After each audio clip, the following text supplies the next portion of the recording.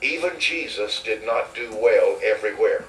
He left Nazareth and went to Capernaum.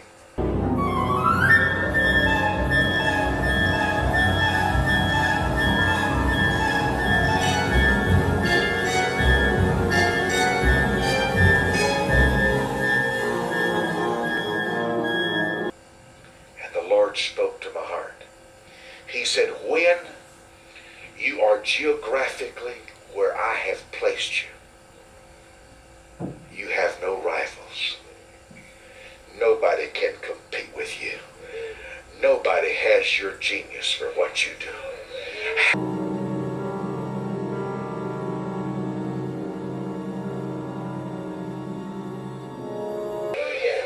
Nobody has what I have.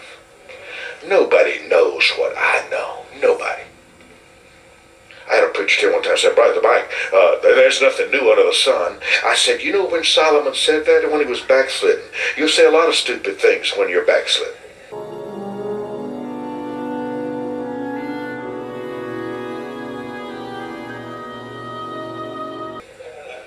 God didn't quit creating on the seventh day. He rested. Again, look at someone next to you and say, don't stay stupid. Just look at them right in the eye and say, don't stay stupid.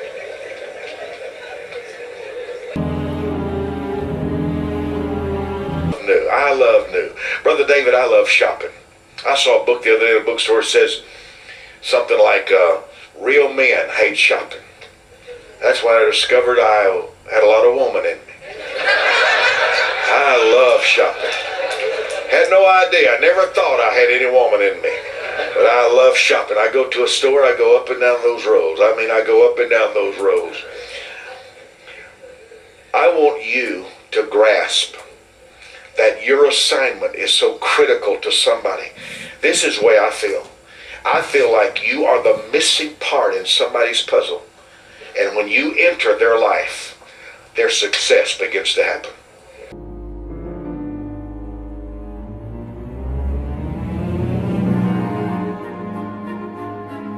But our assignment is the place of favor. It's where the favor of God will come. It's where the provision of God comes. One of the most important reasons your assignment's important is because it's the only place where God said he would give you money.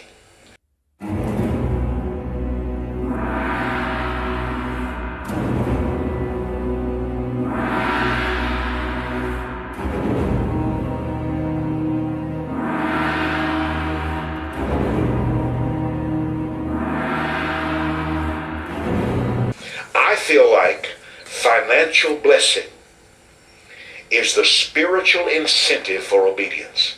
God uses money to excite you to obey him. He says, if you're where I want you to be, I will bless you.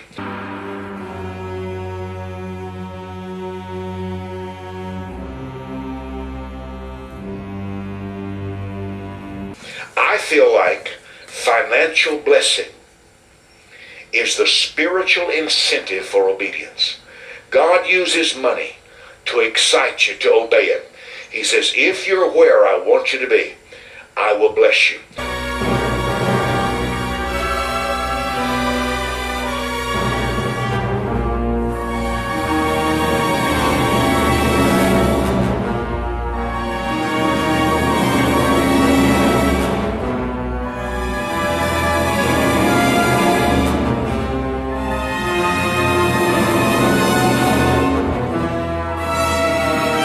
I feel like financial blessing is the spiritual incentive for obedience. God uses money to excite you to obey him. He says, if you're where I want you to be, I will bless you. But it was Oral Roberts who gave me a phenomenal secret about sowing seed and our assignment. I asked him one day, we was riding around in Tulsa, Oklahoma, and I said, Brother Roberts, what is the greatest, what is he, about 90 years old now? I said, what is the greatest secret you've ever learned in your whole lifetime? What's the secret of life? He said, Mike, I don't think anybody's ever asked me that. He said, the greatest secret I've ever learned is sowing my seed for a desired result. giving my seed an assignment, talking to my seed, targeting my seed, telling my seed where I wanted to grow a harvest. There are many, many people who believe in sowing seeds into the work of the Lord, but they have never been trained to give their seed an assignment. I tell this everywhere I go, and I've spoken right here in this great ministry about it. I was in Washington, D.C. on the platform at Miracle Faith Center, and the Holy Spirit spoke to me and said, how many kinds of blessings are there in my word? I said 58, because there's 58 kinds of blessings in the 800,000 words in the Bible. 58 kinds of blessings.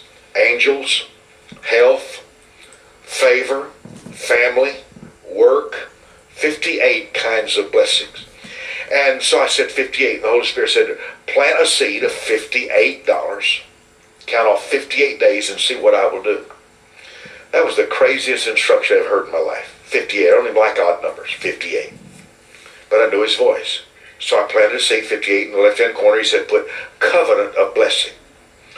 Then he spoke, said, I want you to plant one for your son Jason. My son Jason was 12 at the time. I'd gone through a divorce. His mother had married, remarried several times, and I'd spent 2 child custody cases of $50,000 in cost and loss for 2 child custody cases and couldn't get him.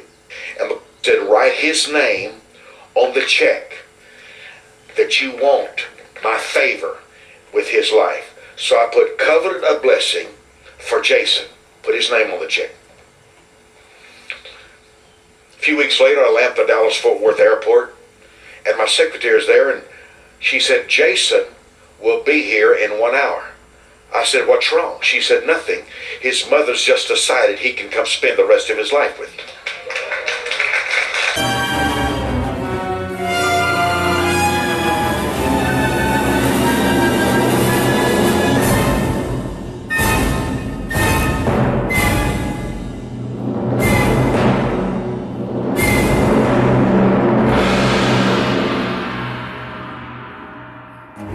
I was at Gene Vossick's church in Houston, and the Holy Spirit says, tell every person here to write on a seed of $58 where they would like to see a miracle. Man comes up to that church and said, I hope this thing works. I said, why? He said, I get evicted on Wednesday if I don't have $745 rent. I said, did you write that on your seed of $58? He said, yes. I said, well, let's trust God. Seed faith is sowing something I have for something I don't have. God had a son. He wanted a family. So he planted his son to create a family. Like the young husband puts the seed in the womb of his wife and a baby is born. The farmer takes corn and puts it in the ground and the crop grows.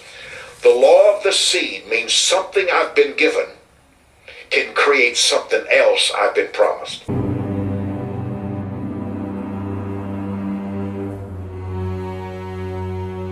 So I told the young man, I said, let's believe God. 10 minutes later, he comes running back in the church, in Gene's church, and he's screaming, this thing works, this thing works. I said, what happened? He had went and gotten his car. He sat down in his car, and suddenly there was a knock on his window. He rolls down the window. A woman says, are you asking God for a specific miracle? He said, yes. Why? She said, when you walked by me, the Holy Spirit spoke to me and said, write him a check for what he's needing. She wrote him a check on the spot for the $745.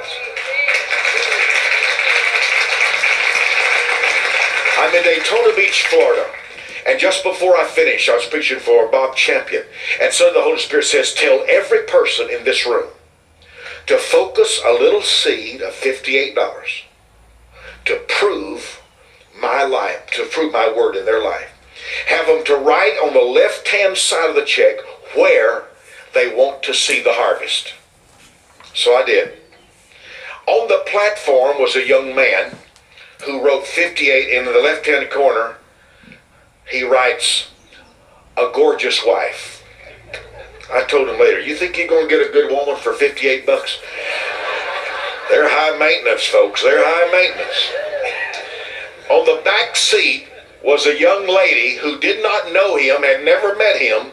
She wrote a godly husband. They met 3 days later. The last time I was at their house, I sat at a meal with her and him and 3 of their children. And she said, tell people to be very careful what they write on those $58 seats.